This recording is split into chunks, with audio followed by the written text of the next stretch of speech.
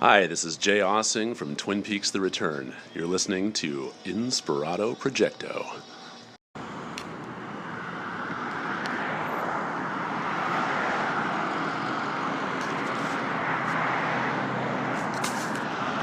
It is 5:25 p.m. Today is February 7th. Thursday. I'm standing on a corner waiting for a bus. I'm on my way up to see my buddy Adam Venn Sr. I'm going to go see him in action. He does camera work for various products, all kinds of different projects, and we're going to be combining forces with him for this next movie that we're working on. And so this is going to be my first time seeing what he's up to, what his team is like,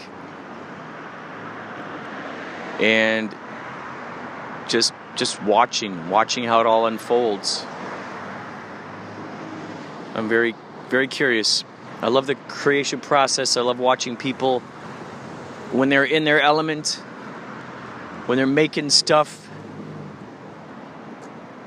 and it's a blast. It's like seeing it's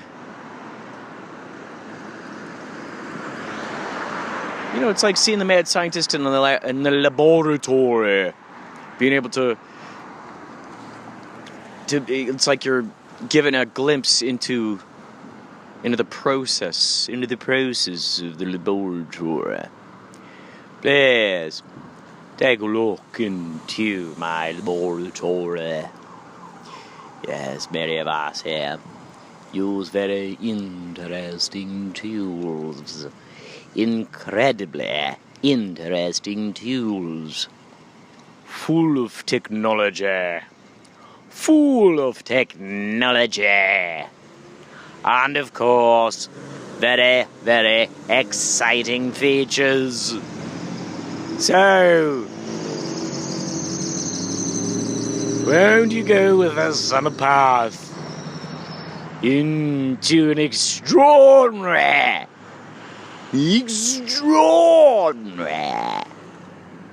story of acquisitions, dynasties,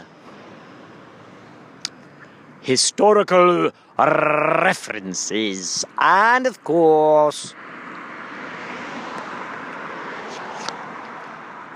lots and lots of new discoveries.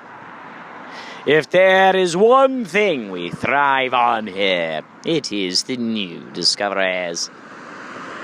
Come on, ladies and gentlemen. Come out here, hurry. Hear ye.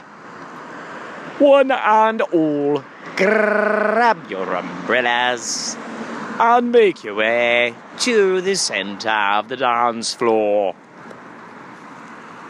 Find your way ever so preciously along the wall, through the maze, past the dragoons, beneath the weeping willow trees, across the screaming monster den, and then, of course, to the center of the dance floor.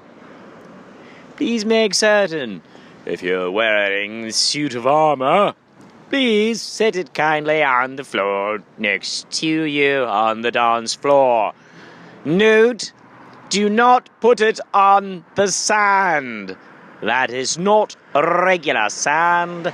That, my dear boy, is quicksand. Very, very true, I've seen the results of those who have gone kerplump into the quicksand. It's very novel, isn't it? I mean, think about it. How often can you say that quicksand is at your very special nightclub.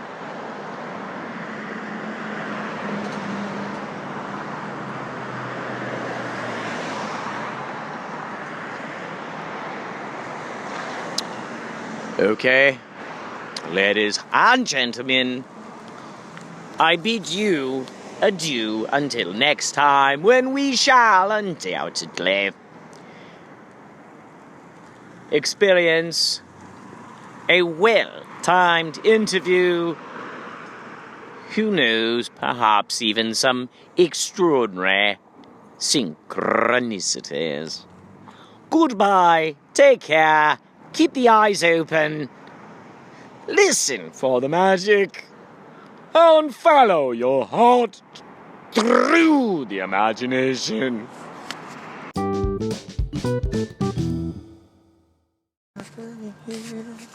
What is happening here?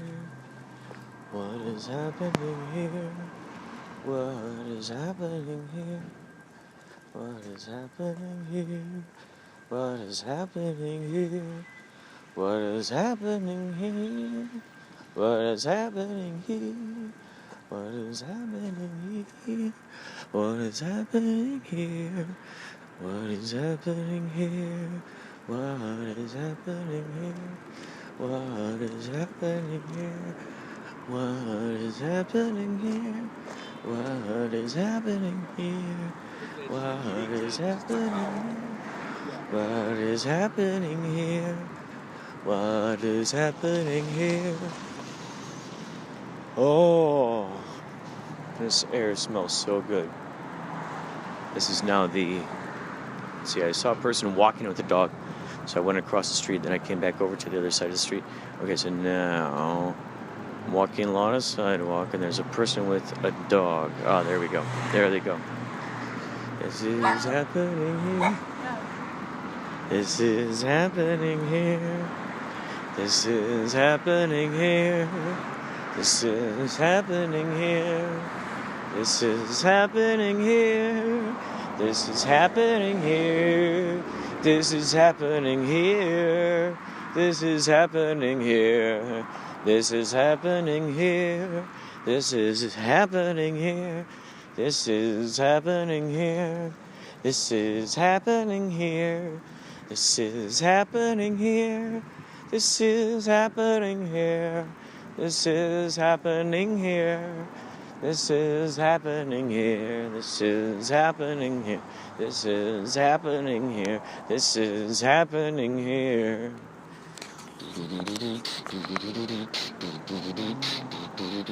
Hey everybody, hey everyone, walking along the path is fun.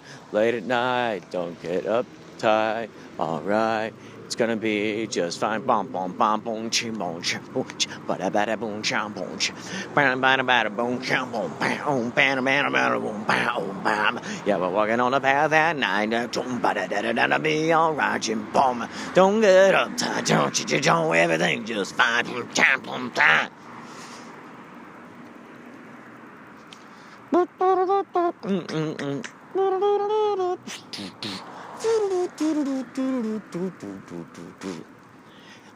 Ladies and gentlemen, this is your old pal Uncle Jack. Are you happy to have me back? Rat-a-tat-tat, look at that, mon frere. Ma sœur, mon frère. Mon frère, ma sœur. As soon as I started speaking French, all of a sudden it started getting pretty, what's the word I'm thinking here? Clogged up with people, clogged up with a automobile situation, ladies and gentlemen. Oh my God, it smells so good out here. It smells so fresh. So fresh. Just another great night walking around town, checking things out. Walking through town, checking things out. Oh yeah. Oh yeah. This is happening here. This is happening here. So I see a couple of folk here. I don't know if they know each other or if they don't, but we are all walking in the same direction. Some of us are talking in the same direction. And one of those people in particular who's talking in that same direction is me. You know who that person is, because guess what? I'm talking to you. I'm talking to you. It's true, it's true. I'm talking to you. It's a beautiful night. It's a marvelous night for a podcast while you're walking alone at night. It's a marvelous moon for a podcast when you're walking alone at night. And there's no one to tell you what's wrong or even to tell you what is right. Because it's all up to you when you let your imagination run as freely as it can. You might find yourself talking to yourself quite a bit. Oh, it's a marvelous moon for a podcast. When you're walking alone by yourself at night. Big sale Friday, Saturday. Ladies and gentlemen, hey, this is Eddie Vedder. Big sale Friday and Saturday, 10 a.m. So I'm here to let you know that they're having a real big sale. Over there, I think the town of El Segundo and most likely Rancho Cucamonga. So I would suggest maybe put on a Pro Jam record. My most favorite suggestion would most likely be 10. I have a fondness for that one in my heart. However, I do love this song. It's near and dear to my heart. Given to fly. Given to fly. We are back again. We are back again. We have returned again. We have returned once again. We are here now. We're here now. We are. We are here now. Here we are. That's just how it happens to roll. Holy soul, jelly skull.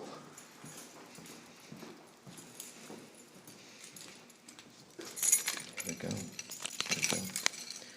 We'll talk more later.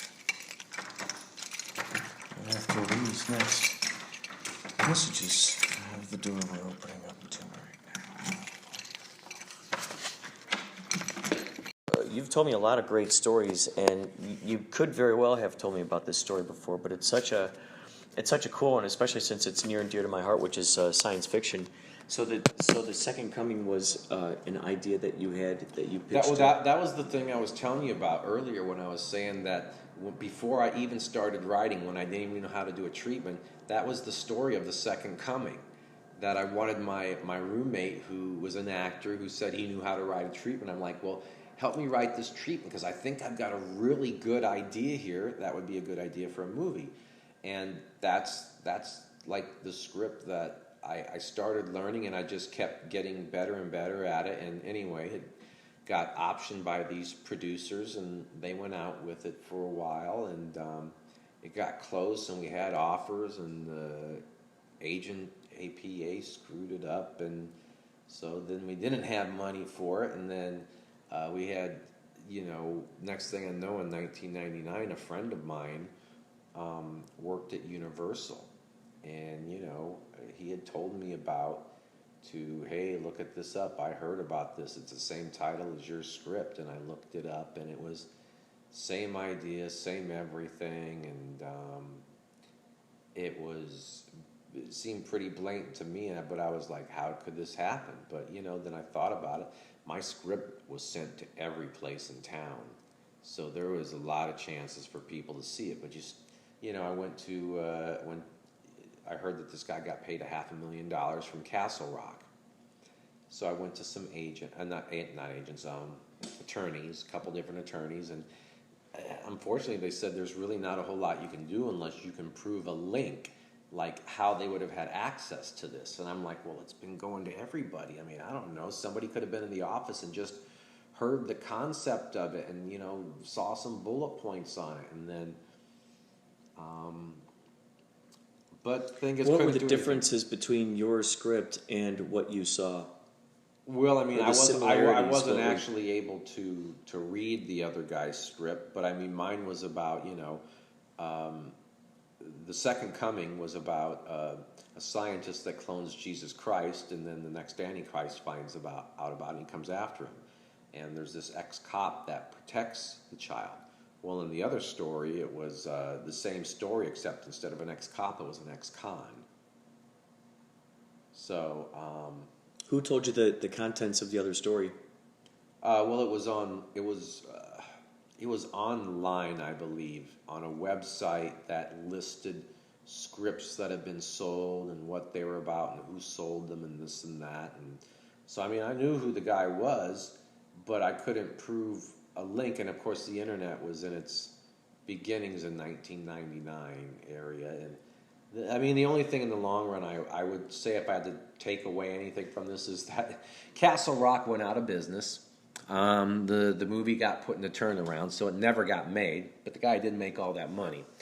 And I ended up doing a page run rewrite and had it go into something a lot more interesting, because now I switched it up to, this is the new log line. It's the Second Coming, the Star Child. Now it's about the clone of a past Messiah, an alien human hybrid, is protected by two ancient warriors from the Illuminati and their extraterrestrial partners.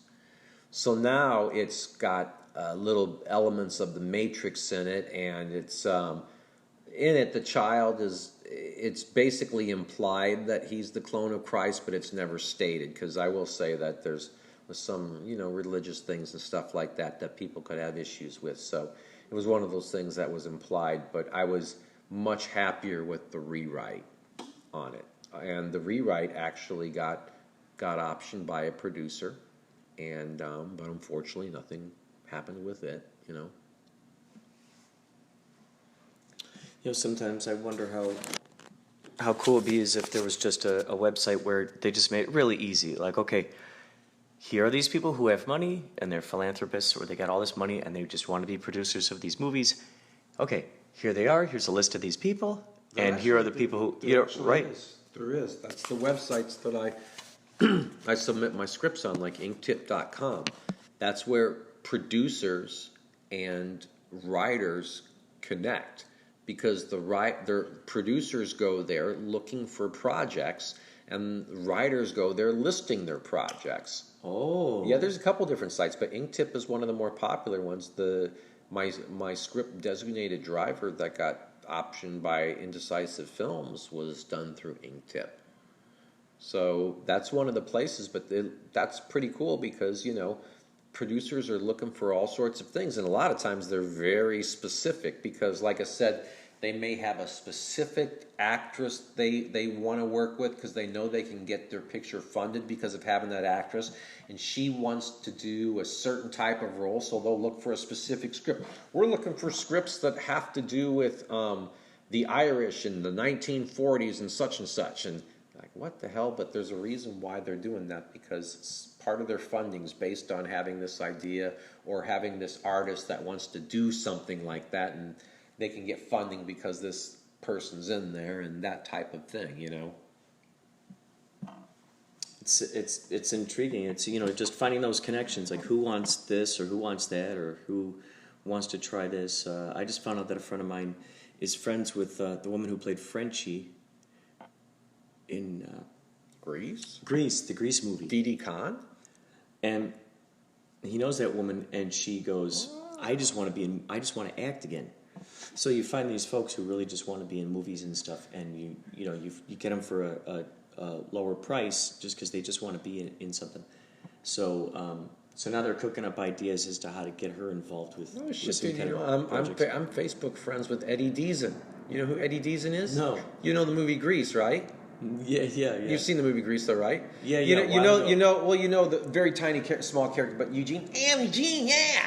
You know, at the end, he throws the pie at the teacher. What the hell? That's crazy. Or do you remember the movie 1941? Do you ever see the movie God. 1941? Was that with John Belushi? Yes.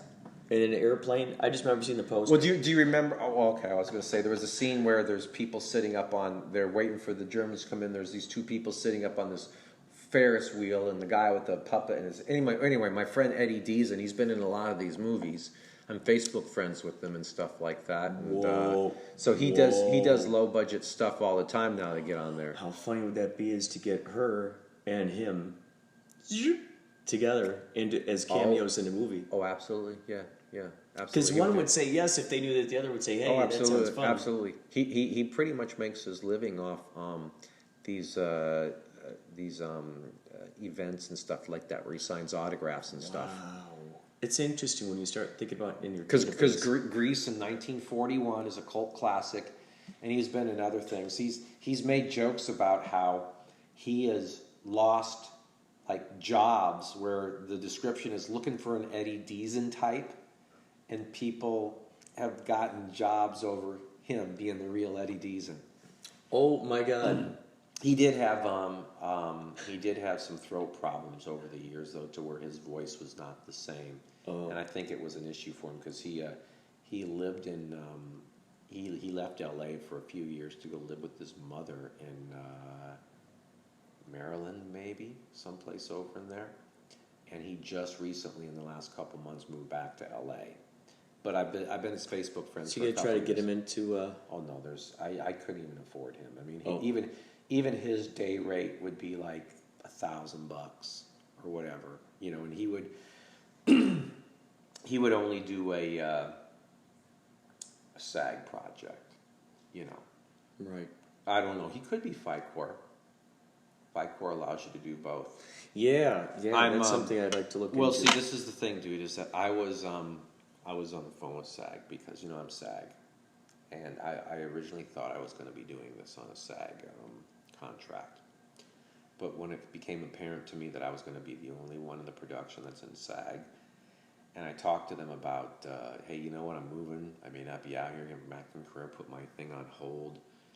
There's a whole lot of gray area there, you know, because when you're union, you're not supposed to do non-union productions. But in my mind, it's like, I mean, for acting, it may not be it for me, but for acting in Hollywood, you know, that's a very good possibility because it's not my main focus in the present. In the present, it's getting my mojo back, rebuilding my relationships.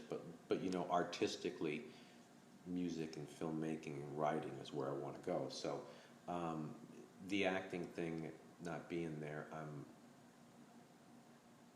not going to worry about it as much. So is that what you are now, Financial Core? No. Oh, gotcha. No, I'm not SAG. So the deal is, I asked him about putting my thing on hold. Now, when you put it on hold, you're still technically SAG, but you can write them a letter and say that you wish to be released and shut down. You're not going to do anymore, and you can come back. It's just that I am thinking about the future because if this movie is, you know, the success I plan it to be, well, I don't want to get in trouble with SAG, although, you know, I'm not going to do it as a side contract because there's just too much shit involved with it right now for what I'm doing and the paperwork, and it's just such a low budget. And Financial Corp makes sense because then you can do both, and it's just it makes so much sense. No, it does. It's just that I try not to live by fear, but SAG really has a good how should I say propaganda on how it's like burning your SAG card when you go FI-Corp. But there's big actors that are FI-Corp, and I think even directors like Tarantino and Nolan, I think might even be FI-Corp for certain reasons. But it's just that I don't know. I would probably think, depending on what happens, that I can always fudge when this movie got made. And if I literally thought there could be issues, I could just... Because I asked him scenarios. I'm like, look, if I'm living back in the Midwest and stuff like that, and 2 years down the road, a friend wants me to be in their independent film, they do something with it, and it's non-union. And then 2 years later, I want to get back into the union again. Is this thing going to get me in trouble and this and that? It's just, to him, the guy at SAG was like, well, it's just... But in the end, it didn't sound like it. It didn't sound like it. Right. It didn't really sound like it. So... It's like he's trying to discourage you, but he's also kind of saying, like, look, no, you're not going to... There's not really much of a consequence kind of thing. Right. Give me a second here. Hey, everybody. Gather around. Want to hear the Inspirado hotline number? Yeah! All right. Goes a little bit like this. 561-203-9179er. 561-203-9179er. Say, I got an idea. How about you try it? Sounds great! Okay, here we go. 561-203-9179er. That sounds great. 561-203-9179er. That sounds awesome. 561-203-9179er.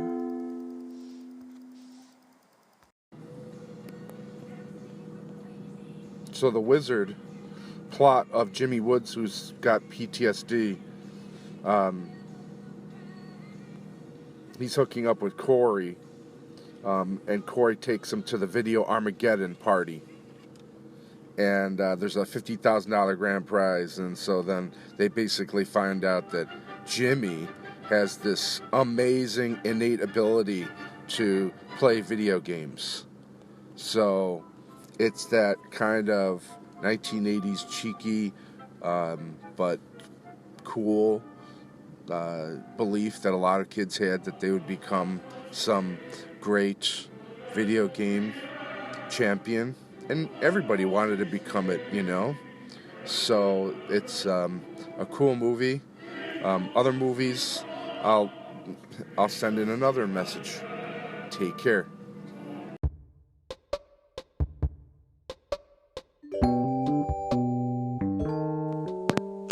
.3:32 p.m. February 8th. Isn't that interesting? 332 equals 8. That's awesome. So I'm heading out to get a key created for one of my for my fellow K-Chungians, the fellas who have been on the show frequently and substitute for me when I'm busy doing a Yachtly Crew gig or, have to be out of town and whatnot. I've got great guys. Alex Smart with Don't Feed the Animals. If you get a chance, check out Don't Feed the Animals. He's got all those great bicycle videos. I put a couple of his promos on here before. In fact, what the heck, maybe on this episode I'll put a promo for Don't Feed the Animals on here. He's got awesome advice. Great bicycle videos. He's got his little buddy Sherman. Sherman Sitter has been on Inspirado Projecto K Chung radio before. Every time Alex Smart is on, so is Sherman Sitter. And so he's someone who's been on K Chung in the studios quite a few times. If you live in Los Angeles and you would like to be on K Chung, if you want to be in the show, if you want to be interviewed on the show, come on out. I think it'd be awesome to have you in the studio. You could play your guitar, you could recite poetry, whatever you want. It's up to you. It's your show. It's your show. I'm just there to kind of...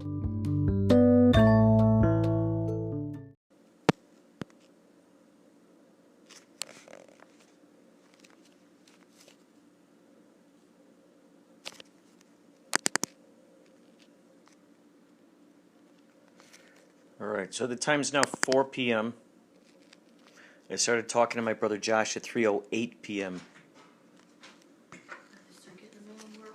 Oh boy, holy cow.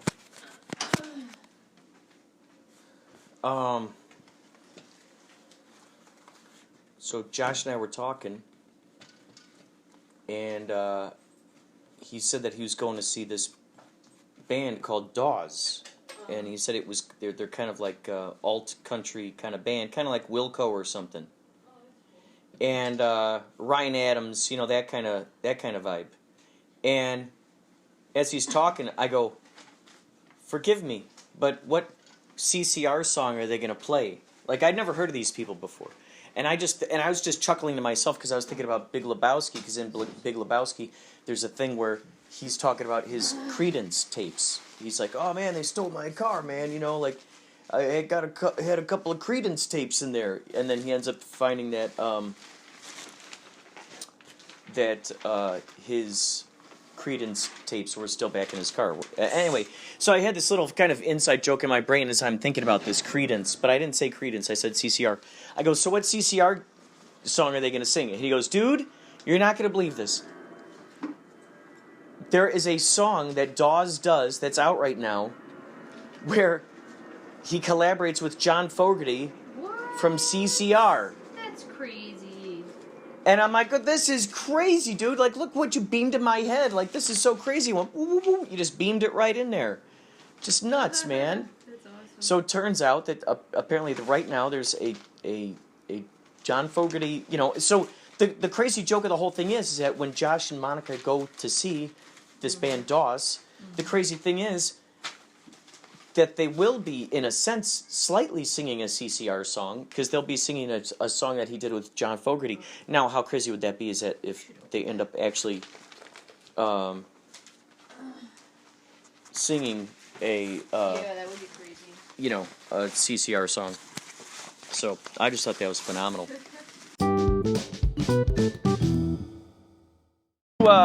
It's my real name. Are you related to Abe Forman? A lot of people think I might be Abe Froman, Yeah, the hot dog king of Chicago.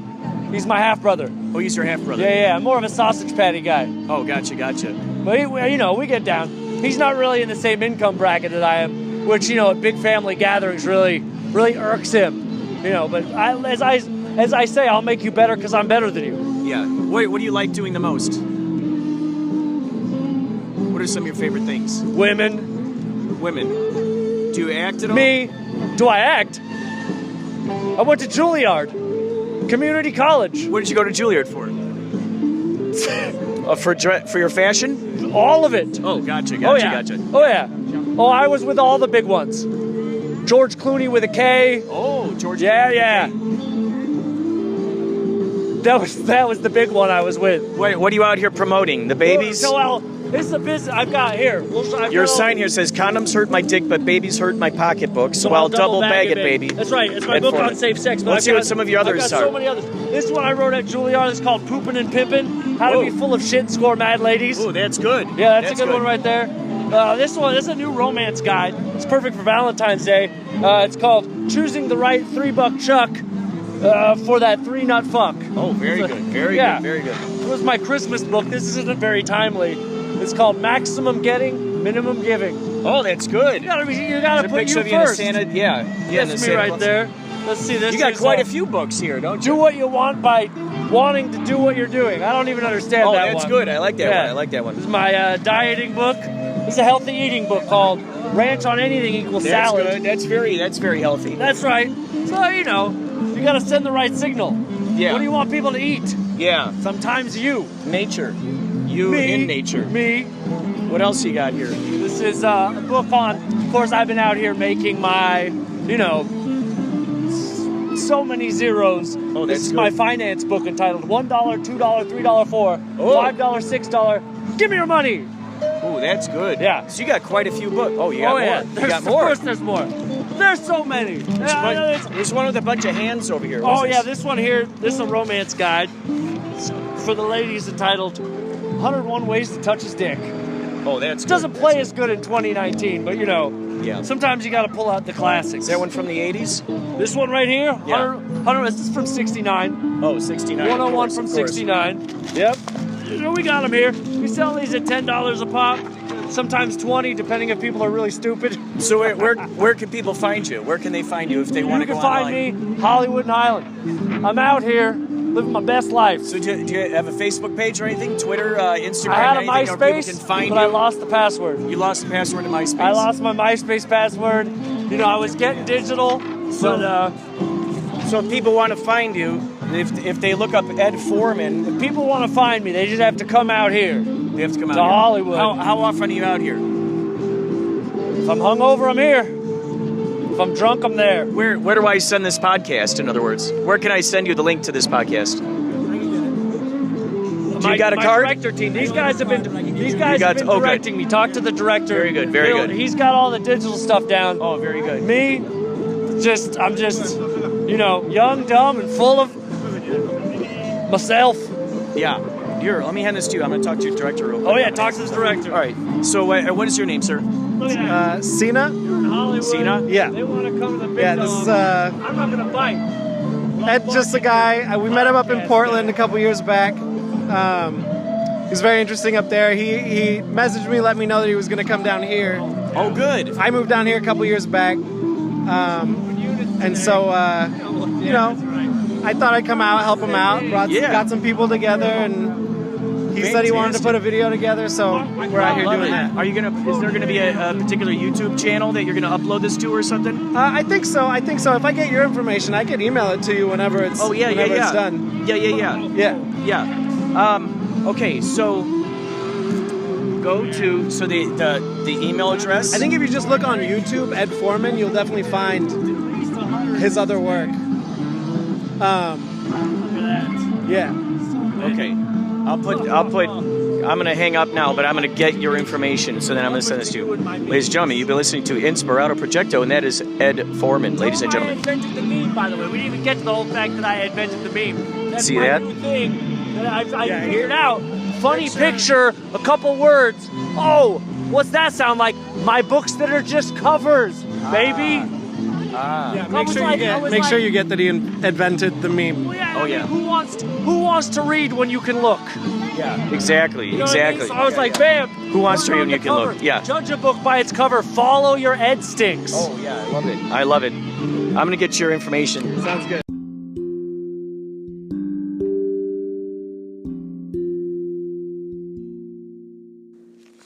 Hey, this is your buddy Jack. And now we take you to a cat eating some food.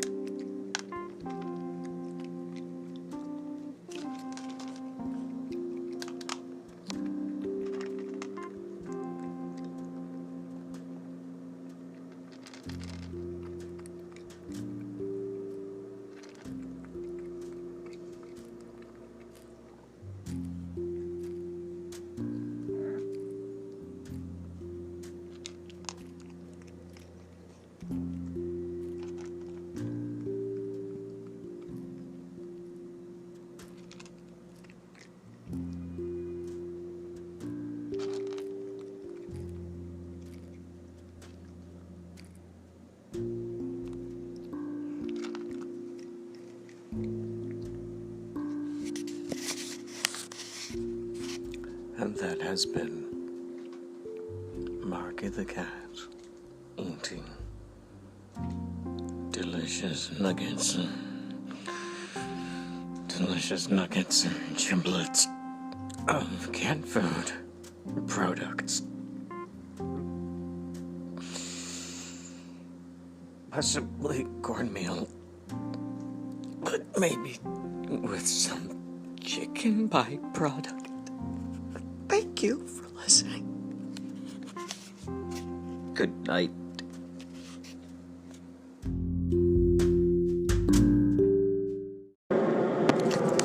It is now 6:25 p.m., February 11th. I just got back from a 4 or 5 hour meeting with my buddy Gio and also Mike Shalee, who you have met on a few occasions, actually. You personally, at-home viewers, have met him on a few occasions, one of which was a podcast that I did with him where he talks all about the Anunnaki, which is just phenomenal. He's also been on K-Chung, 1630 AM, on the radio version of Inspirado Projecto. He's been on there.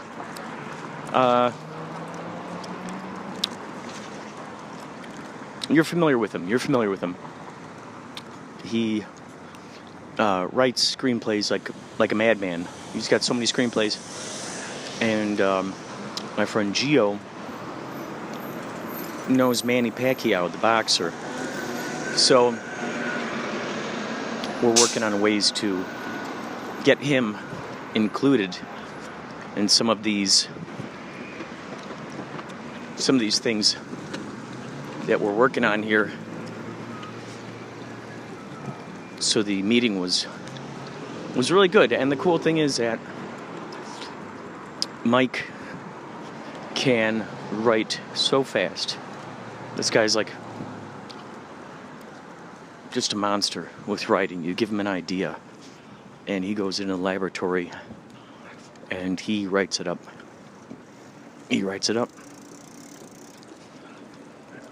And he's got all these packets. He's got it all this information where basically it shows other examples of other movies that cost,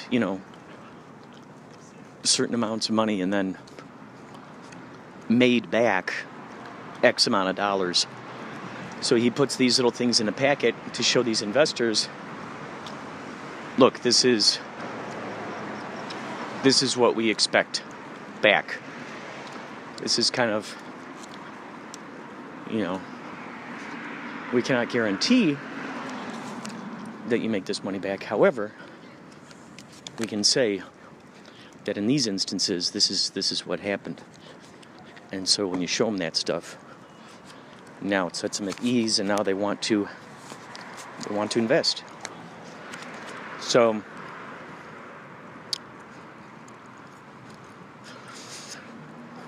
we'll see how it all happens.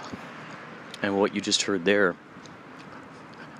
Mike had just moments before dropped me off near Hollywood and Highland, right over there where all the madness is. And he had just dropped me off there. And as I was walking along, I saw that guy, Ed Forman, out there. Plaid suits. And so he was just hanging around out there on Hollywood Boulevard. So I'll be sending him this podcast. I will also link in his YouTube information in the link once I upload this whole episode. I like to get about an hour's worth. I like to get about an hour of a podcast and then upload it. I usually like to go for an hour. Some of these podcasts lately have been going an hour and 13 minutes. So, that's the thing. That's the thing. you get these great interviews, and sometimes they go over. So I like to split them up. You might have also heard on this episode John Gillette talking.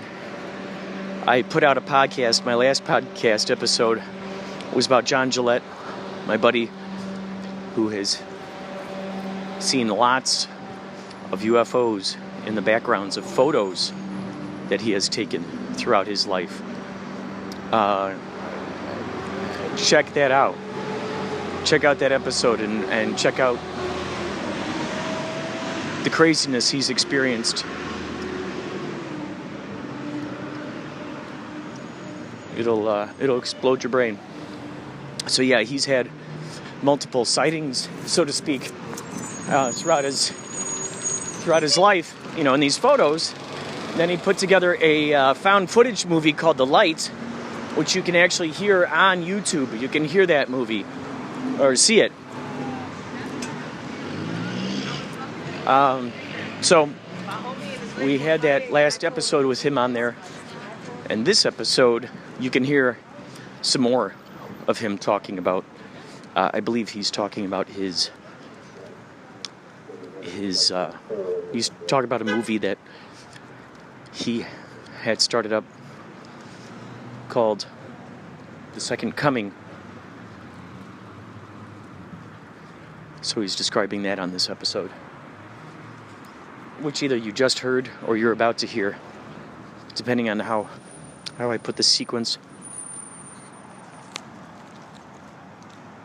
depending on how I place this this segment, I should say, into the whole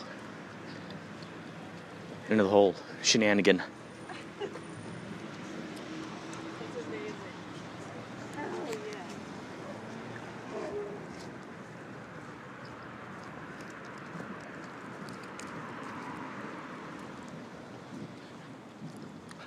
Isn't it interesting when you really break it down? When you really break it down. Arcade bar, it's about time. Arcade bar, this is something, oh my God, I've had this idea for a while about putting one in. There it is, that's this whole section here. Oh my God, this is gonna be crazy. Arcade bar, I'd love to work at that. Arcade bar? Shit.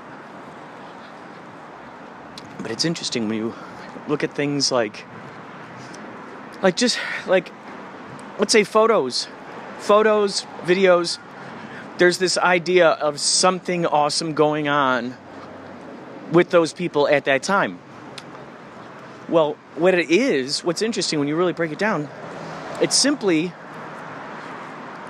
those people enjoying an experience that is enjoyable to them. They're satisfied, or at least it's presented with this image. They're satisfied with what they got going on right there. It could be anything. It could be something with some cool chick with tattoos. You know, and she's satisfied. She is satisfied. She's got her tattoos. Could be someone who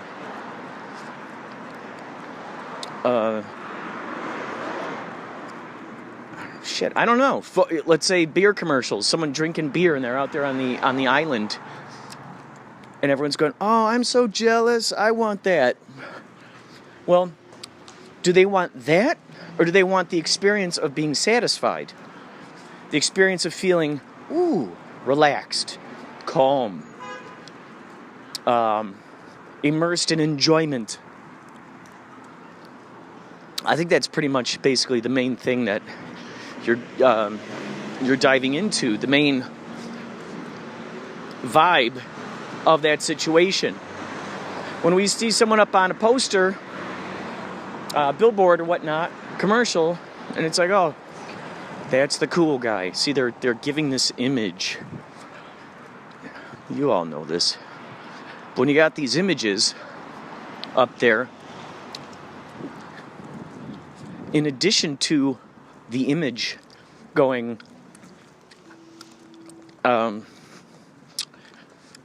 okay, a few things. Number one, image goes, it could be many things. One, this is the type of person that we're trying to sell this product to. It could be a lot of these kinds of cultures, these kinds of countercultures, what have you. These kinds of groups like our product. So we're going to keep perpetuating that. It could also be something that says, if you look like this and act like this, then this is the reward that comes from that. This is that reward. This is the value you get out of choosing this particular identity.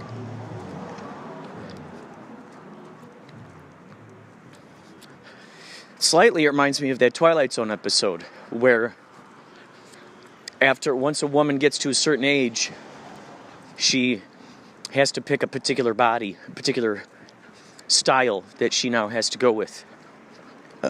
And that's all there is to it. And everyone's urging the woman, these are the few different styles that you can choose from, and choose wisely, and or we advise that you get this one. I'm not telling you to. It's your body after all. It's your new body after all. But they could say, here's a possibility for you. So it's kind of like that Twilight Zone episode in that sense, with just a few more choices. Since we're all born without the instruction booklet, I feel there's this idea that some of us perpetually look for who's got the answer, who has locked into the meaning of life. Who is that? I think that's the root of it.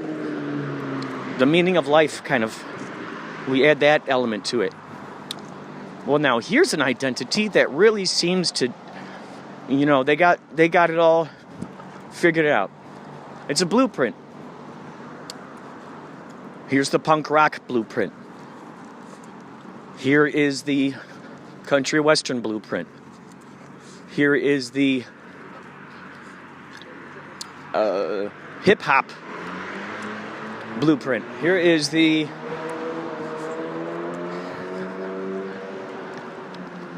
whatever the blueprint is. Jocks, goths, burnouts. Here are these blueprints. This is the kind of music that's listened to. This is the way these people dress. And there you go. These blueprints, these particular identities, give you the illusion that they've got it all figured out. They got it all figured out.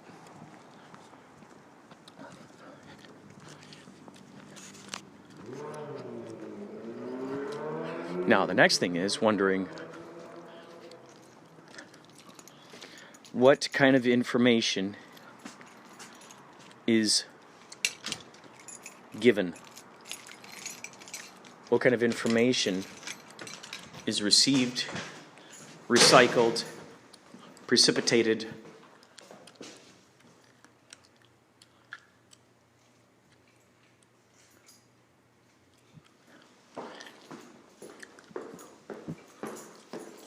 it's intriguing when you think about it.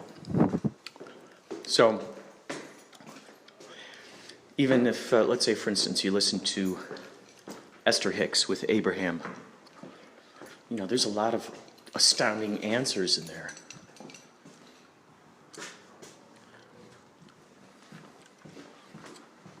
Alan Watts, you could listen to these folks, and they really got the blueprint. They got it all. It sounds like it, right? But even they themselves have their own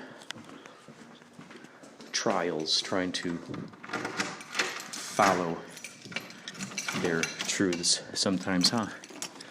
Hello there.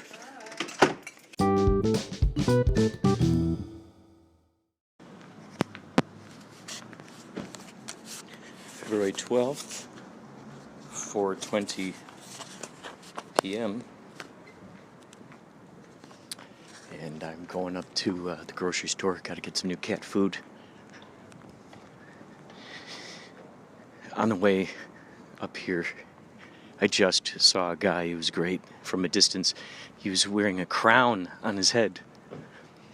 And I thought, wow, wouldn't that be hilarious if he was wearing a Burger King crown? Wouldn't that be awesome? And sure enough, he was. Just unapologetically wearing his Burger King crown. I love it. I love it.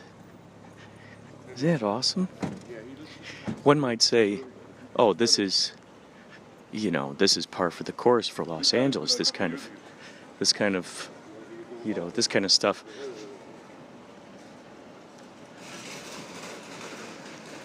However, others might say, that's just good old-fashioned doing what you want to do when you want to do it, doing it your own way. Look at that, he's doing it his own way, right? Doing it his own way. All right. I think this is probably the end of the episode here, so thanks for listening to Inspirado Projecto.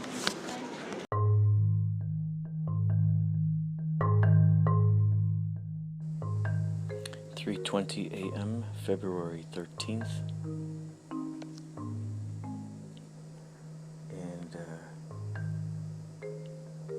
I thought it'd be cool to suddenly adapt the idea of anytime someone asks me for my opinion, my opinion is